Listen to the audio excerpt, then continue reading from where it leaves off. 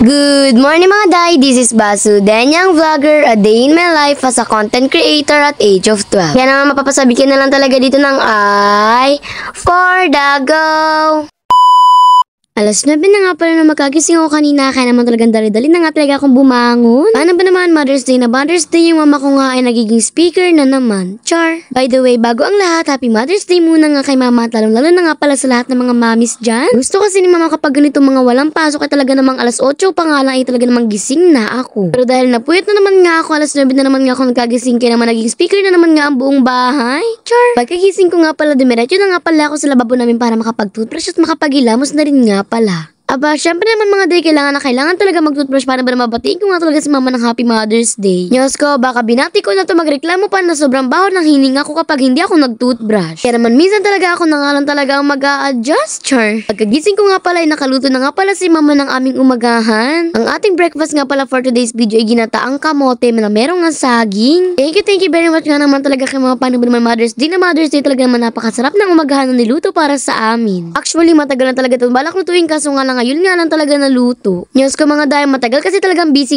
nga kasi talaga kami. Ba't ako nasali si mama naman nagluto? Nung magtatanghali na nga pala ay sobrang init na nga pala ng panahon kaya naman sabi nga ni Dada ay magtimpla naman nga daw pala ako dito ng juice. Ang kaso nga lang ay bawal pa nga ako ng malamig kaya naman sabi ni mama ay mamaya ko na nga daw talaga ito inumin. Aba mga dahil parang gusto ko na nga lang talagang umiyak. Char. At dahil hindi ko pa naman nga mainom yung malamig na juice ko yan nga pala at maglalaban na muna nga pala ako for today's mini vlog. News ko, napakatagal ko kasi hindi nalaban itong bag ko kaya naman naisipan ko na nga talagang laban ngayong araw. Ewan ko nga ba kung bakit anong naisip ko ngayon talaga naman naglaba pa nga talaga ako kung kailan linggo na nga talaga at may pasok na nga kinabukasan. Aba, news ko mga dahil bahala na si Batman ko anong bag nga ba talagang gagamitin ko bukas. Napakadami nga nalabahan na nilabas ko tapos hindi naman pala lahat malalabhan. News ko, sabi nga na mabalik ko na nga doon iba pa na ba naman hindi ko na naman gado matatapos tapos hindi ko naman binilik tapos mamaya hindi ko rin naman talaga natapos. Napakaraming tapos nun pero hindi ko rin naman talaga natapos yung nilalabhan ko kaya naman talagang pinagalitan na naman nga ako. Tapos ko Mother's Day na Mother's Day iniinis ko na naman nga daw si mama. Papasorry ka na lang talaga paano ba naman talaga namang Mother's Day nga tapos biglang umiinit yung ulo ni mama mo dahil nga sa'yo. Parang ayoko na lang talaga mag-talk. Bigla nga palang umulan kaya naman sumilong ako at nga sabi nga ni mama maligo na nga raw ako paano ba naman bawal nga raw ako magbabad sa tubig. After ko nga maligo medyo umuulan pa nga sa mga oras na kaya kumain na rin nga pala ako. Kumain na nga pala ako dyan ng tanghalian para naman mamaya ay tuloy-tuloy na nga talaga yung mga gagawin ko. Diyos ko mga day, ako lang ba na sinasawsaw nga talaga sa ketchup yung prinitong tuyo. Guys, so papunta kami sa farm kasi magbabawag kami ng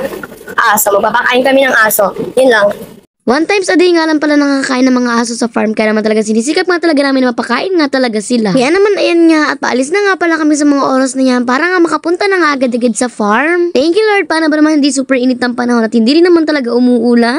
Kasi umulan ay talaga namang hindi na naman kami matutuloy sa pagbawag ng mga aso. Habang nagdadrive nga pala si mama ayan nga to, ganda-gandahan na muna nga pala ako dito sa likod. From girly nga talaga to geng-geng. Hay! Rosco, geng-geng na nga daw ang tawag sa mga taong nagkukupya ng pabaliktad. Mapasabi ka na lang talaga dito ng we're walking through the farm. Alam niyo ba itong kuko ko nga ay talaga naman pinapahaba ko nga talaga na masyado kaso nga lang pag naglalaba nga ako ay talaga namang napuputol na nga talaga. Ewan ko ba lumalambot na nga doon sa sabon ay talaga naman napuputol pa nga talaga siya ng kusa. Kaya naman para maganda nga pala ang paglakad natin ayan nga pala at binidyo ko yung lakad ko. Nada! Pero syempre bilang isang content creator babalikan ko at hindi pwede na iiwanan ko yan dyan. OMG mga content creator, relate ba kayo dyan? Syempre yan at naglakad-lakad na naman nga pala ako dito for today's video. Pa-chill-chillax lang ako pero kinakabahan ako. Bago ko nga sabihin sa inyo kung ba't ako kinakabahan yan nga pala yung mga aso talaga namang sumasalubong na nga talaga kay mama. Naman ito nga si mama ito do ilag naman nga talaga at baka makagat nga daw talaga siya ng aso. Ito na nga po pala yung rason kung bakit nga po pala ako kinakabahan. Paano ba naman yung ibong adara na nga namin bukas na nga pala ang presentation. Ito nakakakaba pala lalo na nga kung kakanta ka nga sa harap ng mga guro. Alam ko na manonood kasi doon ng mga iba't ibang teachers kaya naman talagang kinakabahan nga talaga ako. Mabuti na lang talaga ako magsasalita lang ako. Kakanta nga ako kaya naman baka pumiyok nga talaga ako. Ni mama na nga pala nagbahog yan at pagkatapos ay umalis naman na rin nga pala kami. Inigiban ko nga lang pala ng tubig itong aming mga alagang aso. Para naman hindi nga talaga sila mauhaw talaga. Paigib na nga sana ako kaso habang naglalakad nga ako nakita ko nga pala ito isang tuta dito. Nakita ko nga na hirap na nga siya umakyat. Kumakain na nga pala yung mga kapatid niya kaya naman umiiyak-iyak na nga talaga siya. Yun naman pala ay pilay na nga pala ito nga pala si Robinson. Char! Ay si Nico Robin pala Diyos ko. Hindi ko na alam kung ano mga pangalan ng mga asong ito. Pwede na itong tawaging Tiloy. Ang nangyari nga pala dyan ay napilayan nga pala yan ng pa. Hindi ko nga pala alam kung binatutan nga pala yan or else. Bali, kukuha nga pala si mama sana ng langka kasi hindi niya abot kaya naman pinakuha na nga lang niya kay Kuya Imon. Sakto naman nga at pumunta naman nga pala dito sa taas. Di ko nga alam kung ano gagawin ni Kuya Imon pero ayan nga, tinapag-utusan na talaga siya ni mama. Thank you very much nga po talaga sa pagkuha ng langka at meron na nga kaming pang ulam. Char! Yung ang fresh mong dumating dito sa may farm tapos uuwi ka lang ng Hagardus. Kami nga na pagdating ko ay nagpahinga na muna nga ako at nag-cellphone na muna nga ako parang nahihilo kasi ako, o diba? Bis na matulog ay nag-cellphone pa ang ate mo kahit sobrang nahihilo na nga talaga siya. Nyos ko mga dayang ate mo in-game